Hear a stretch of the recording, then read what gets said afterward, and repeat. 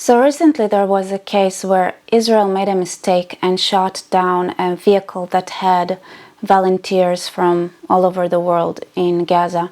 And it was a real tragedy and very unfortunate case, which Israel admitted to right away, and also had an investigation and even got some people out of the army for that mistake. The thing is that for some reason the world decided to celebrate on that mistake, as if no other army ever had a mistake like that, and no other army was required and criticized and had demands from all over the world and that much scrutiny as much as Israel had for that. As you know, the president spoke, the president shares that grief and sorrow. And as we have made clear, there's going to have to be some changes to the way the Israeli Defense Forces are prosecuting these operations in Gaza to make sure that this doesn't happen again. And some of the changes we talked about, certainly more humanitarian aid and assistance getting in, but just as critically, Martha, there's got to be changes in the deconfliction process, the information flow between aid workers on the ground and the IDF in their headquarters, so that this kind of targeting can't happen again. You know, a lot of people, even those who support Israel, say we still can criticize the government of Netanyahu, we still can criticize Israel and things like that. Yes, you can. By the way, the Jerusalem Post did have a report about what actually happened with the World Central Kitchen. It turns out that war zones are really dangerous, and you don't have perfect knowledge of what's going on at any given time. Here is the timeline, according to the Jerusalem Post. Quote, the drone unit saw multiple suspicious actions starting after 10 p.m. Monday.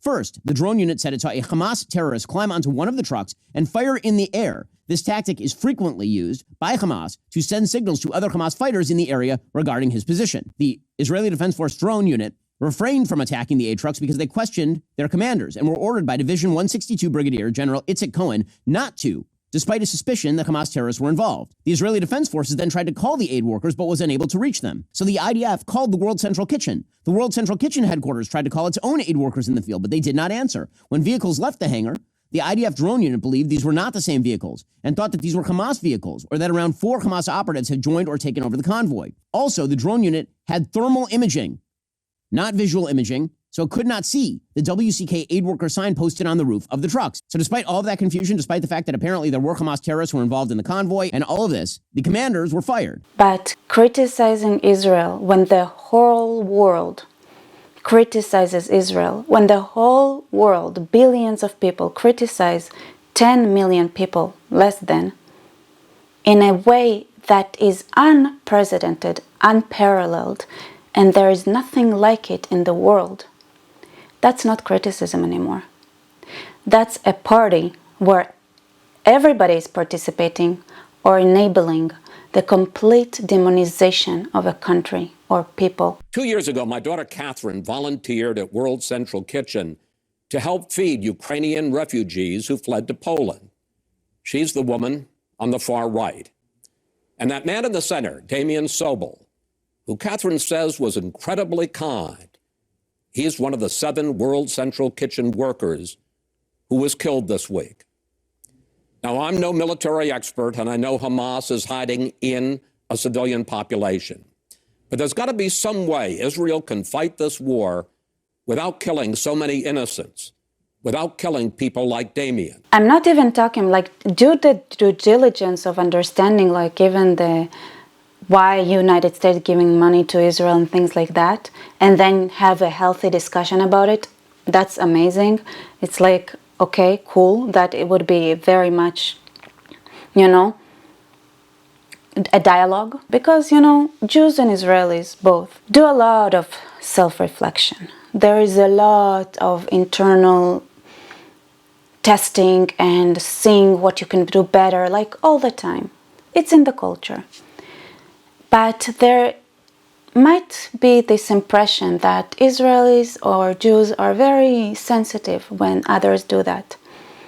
The problem is not the fact that you do it. The problem is it's the quantity and the fact that most of this criticism is mostly demonization. So even when it's a valid criticism, it just another stuck on the pile where What are you doing? This is not anymore about the 7 men and women of World Central Kitchen that perished on this unfortunate event. This doesn't seem anymore a war about defending Israel.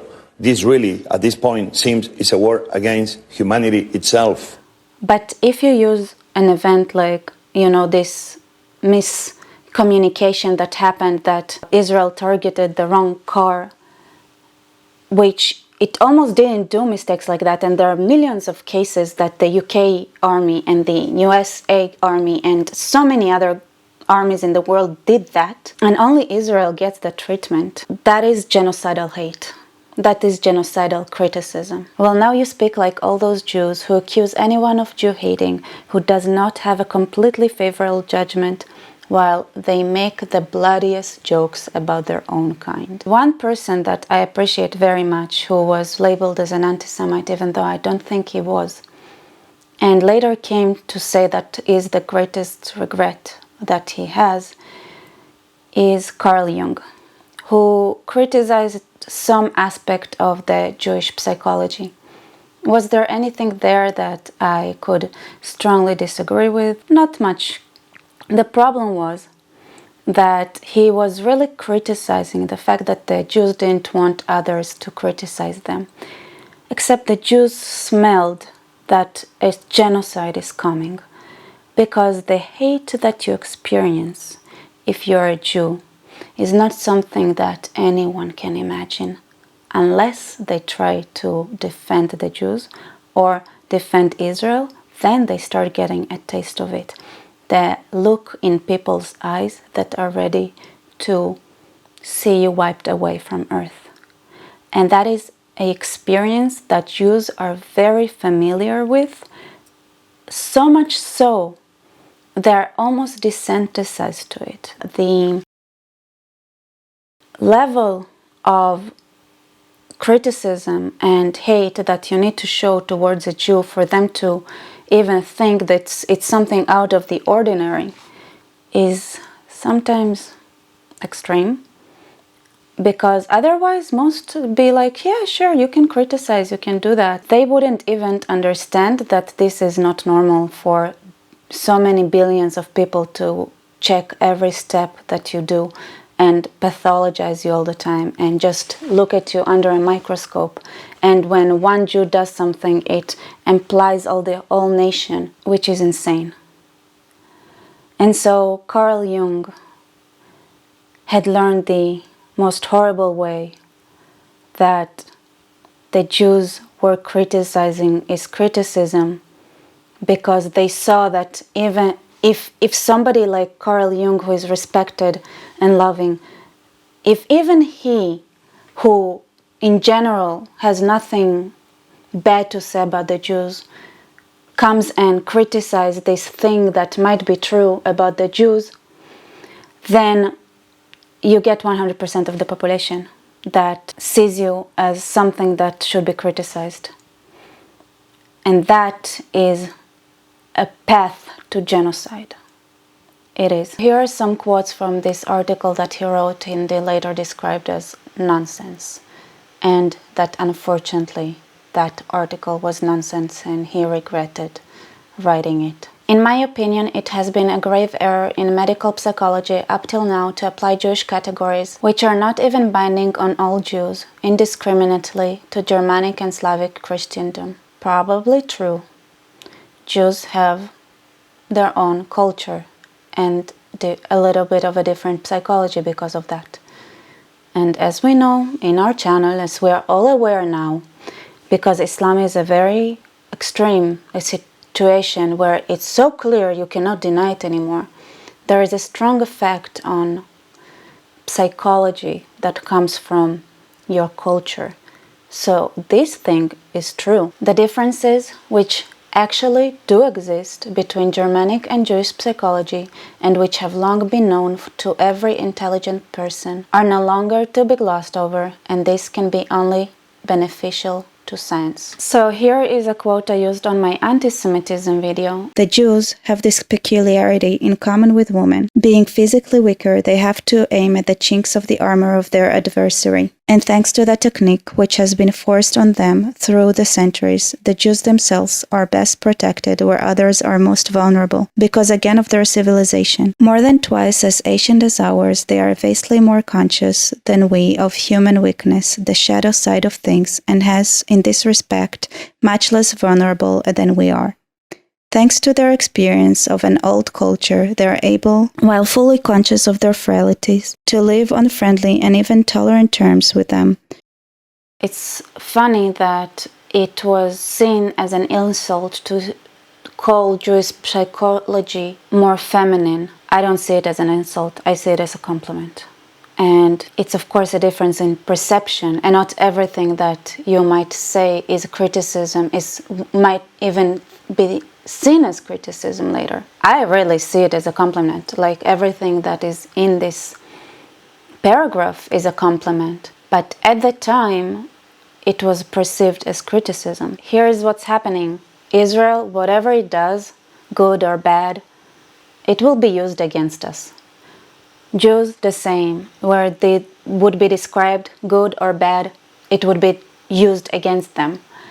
It's just that this over-indulgence, over-focus, like this intense hyper-focus on Jews and Israel, is part of the problem. Here is in comparison something that at the time was seen as like cool and compliment, and looking back, it's actually anything but. This is what Carl Jung had written in 1918, comparing between the Jewish and Aryan psychology. Christianity split the Germanic barbarian into an upper and lower half and enabled him, by repressing the dark side, to domesticate the brighter half and fit it for civilization. But the lower, darker half still awaits redemption and a second spell of domestication. Until then, it will remain associated with the vestiges of the prehistoric age, with a collective unconscious, which is subject to a peculiar and ever-increasing activation. As the Christian view of the world loses its authority, the more menacingly will the blonde beast be heard prowling about in its underground prison, ready at any moment to burst out with the devastating consequences. Those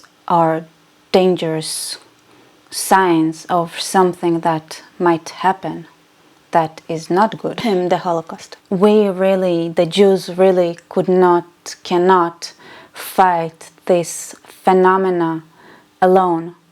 We couldn't fight the Nazis alone, but even with a country, we cannot fight the whole Islamic world alone, or Nazi-like mentalities that appear in other ways and forms, or even ideas like communism and totalitarianism.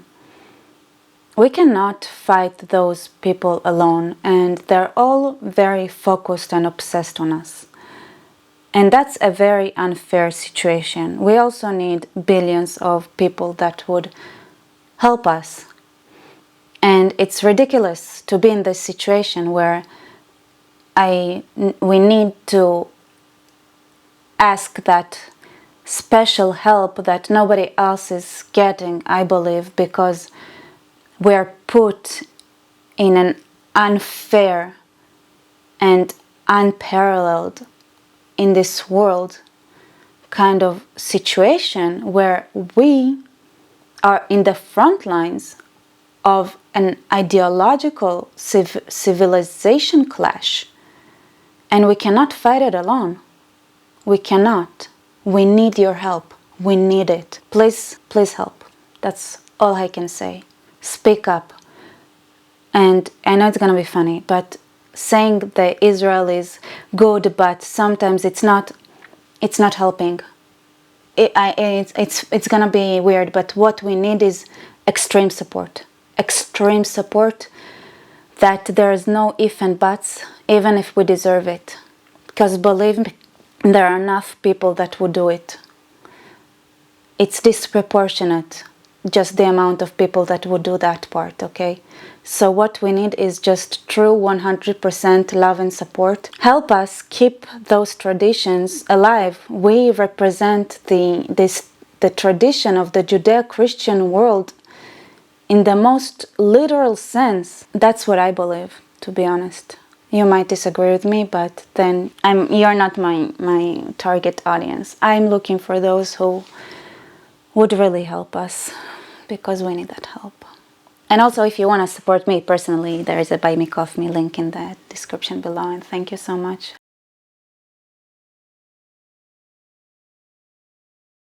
This one I really like. The Jew, because I ended up not adding that to the anti-Semitism video. It's more has to do with Zionism. So Carl Jung couldn't believe that Jews could actually manage a country. And here is what he said. The Jew, who is something of a nomad, has never yet created a cultural form of his own, and as far as we know, can see, never will, since all his instincts and talents require more or less civilized nation to act as host for their development. It's a weird claim to make. I guess, like, yeah, we were independent last time, but 2000 years, that's not never.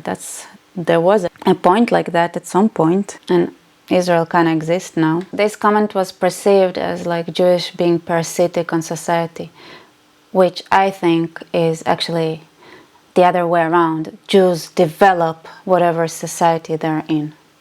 They bring something extra that only they can bring. That's a weird quote. Jews lack something, one in his head and another in his heart, and he himself feels as if he lacks something. I would say a country. I think that really adds a lot. Yep, definitely. Since the Jews only too clearly feel that particular lack and yet do not want to admit it, they are extremely sensitive to criticism. Maybe because it comes with genocide a few years down the line, like too many times by now. This criticism of Israel that seems legit is exactly what would make people push the nukes button. This is what drives me crazy, because you'd think people would learn by now that this criticism that comes from every direction is not legit when it's disproportionate for the population size of a minority in the world, where all the world is fixated on us. And then he adds this cherry on top where he says how Christianity is way better than Judaism. And to that I say, maybe try to understand Judaism. I know in general people don't understand Judaism, don't try to understand Judaism. And it's not that I have anything bad to say about Christianity per se, right? But you would not have Christianity without Judaism. It would have not existed without the Jews.